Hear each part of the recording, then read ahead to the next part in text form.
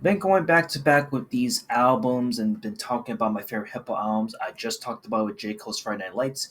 And today I want to just break the barrier, break the mold once and for all, and talk about a project that I hold dearly and personally to me to this day from Nas' discography, and that's the Lost Tapes. Specifically, the first Lost Tapes, since there are two of them, which we'll get into in this video. But yes, the Lost Tapes is basically a compilation album to be released back in 2002 and would be the eventual follow up and was to be coming of Godson. And this project here that I have in my lap right here, right now, I bought this bad boy for quite some time. I bought it at a random bookstore, mind you, have you, as a bit of background. And what's funny to me was that this project was actually one of the very early projects that I got into Nas back then.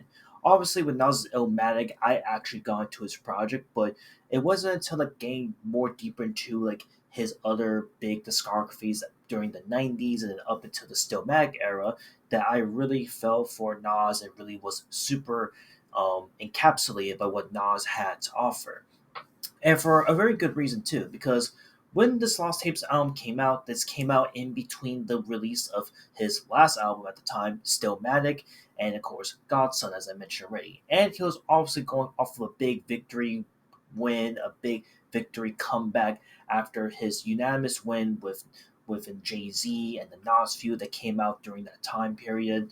And again, to more or less say that a lot of people have said that, Illmatic is the greatest Nas album in his discography, or Stillmatic, or Godson, which I'll even get into maybe in the future video, or any of his recent projects, recent with the King's Disease trilogy that has been dropped as of late, is definitely an understatement, man. But every now and then now, I don't see a lot of people talk about this project, Nas's Lost Tapes project, because to me, I understand that this is a compilation album and it's not like really a official project. But something about Nas's Lost Tapes is one of the very rare instances where I can say that a compilation album of this caliber really gripped me, really made me like really think super hard and really like pay attention to every lyrical forethought. And it just felt super like vulnerable in a way. Like this album, when you listen to this project, it makes you feel vulnerable. It makes you want to hear and listen to what Nas had to say at the time. And a lot that's being said off of this project surprisingly carries so much weight that it can really be felt to this day for anyone who is really known to like what Nas's discography and what Nas has been through up until that point.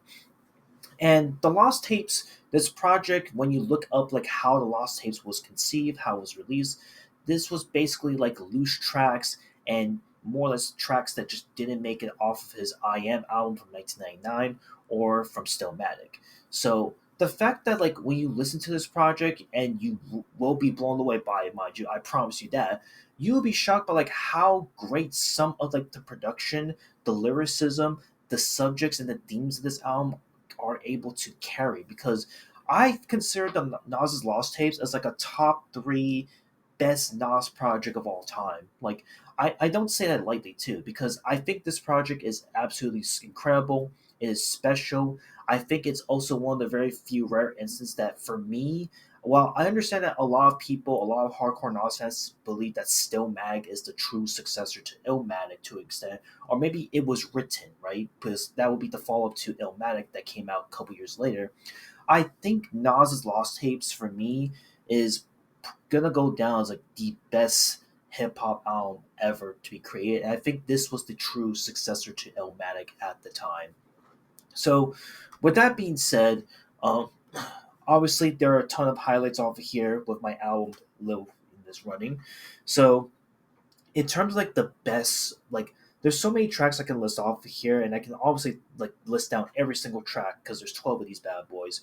But my favorites off of here, if I had to narrow down to just three standout tracks that are just super good, super iconic that I love, I would have to go with My Way, Nothing Lasts Forever, Purple, even freaking Drunk by Myself is also another highlight too. Fuck, I know it says three, but fuck, I had to go with Drunk by Myself.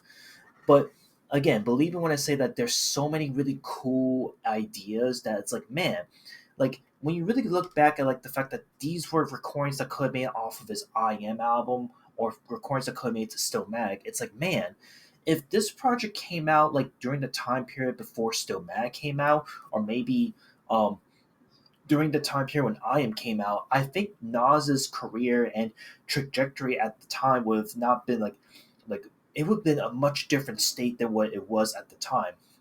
But again, with Stillmatic's release and what was to come afterwards, I'm definitely happy that it came out the way it did, and it makes a whole lot of sense why this was the Lost Tapes. Now, to kind of like wrap this video up too, what would there ever be a sequel to the Lost Tapes after all? Because considering that this is a compilation of loose tracks and songs that just never made to an official album release, did we ever get a sequel? Well, we actually did in 2019 with The Lost Tapes 2. And The Lost Tapes 2 back in 2019 is kind of following the same format as the first Lost Tapes, mind you, but this one is essentially tracks from Hip Hop is Dead, his untitled 2008 album, Life is Good, and a few scrap songs from the Nas Year 2018 album rollout. And I'm going to be honest with you, I'm just going to kind of cut to the bullshit. The Lost Tapes 2, I think, is one of the worst Nas projects I've listened to in a really long time. Like, I don't say this lightly, but I feel like The Lost Tapes 2, unfortunately, like, was trying to capture what made the first Lost Tapes special, but it failed on all fronts considering that I felt like there was just so many weird, loose ideas, loose ends. Even like the productions and the mixes on this album were like so weird and it didn't like fit with Nas's style at the time.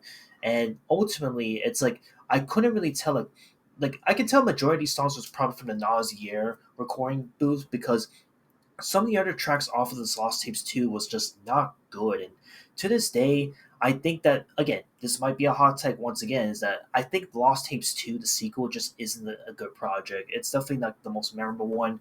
And given that after the flounder that was with the second Lost Tapes, I'm glad that we got a much better comeback with the King's Disease trilogy and the Magic trilogies that came afterwards past this point. But anyway, back to the Lost Tapes 1. Like, again, the first Lost Tapes, either way, is absolutely incredible. It is enjoyable. This is a must listen to if for any hardcore Nas fans that really want like a true top three best album of all time. Because, again, you might compare like Illmatic and two other Nas projects in this discography as his top three, but you have to also mention the Lost Tapes as your top three contender, man. It's incredible. It's amazing. And I cannot gush over grains over this tape other than the fact that it's a must listen. It is incredible. And yeah, that's all I gotta say. That's all I want to talk about with this bad boy right here. That's it. I'll see you all in the next one. Later.